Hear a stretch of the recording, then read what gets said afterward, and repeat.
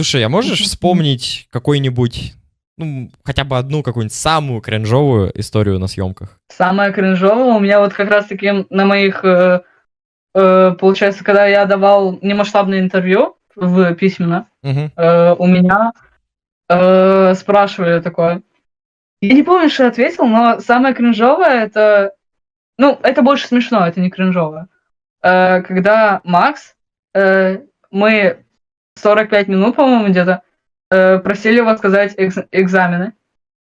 А он говорил экзамены.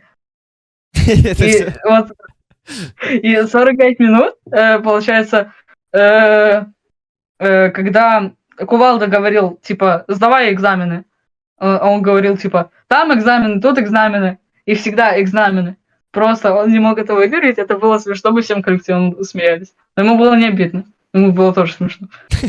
Он просто выговорить не мог, получается. Ну да, у меня тоже такая ситуация была, то что я просто выговорить не мог. Один раз просто я говорю, просто один раз смешинку ловлю, просто я ржу, я задыхаюсь от своего смеха, я не могу остановиться.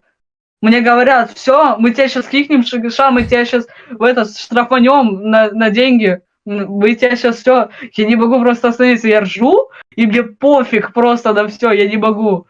Это вообще, это очень страшно, когда тебе говорят то, что все, тебе конец. А ты говоришь, типа, ну я не могу, и смеешься дальше.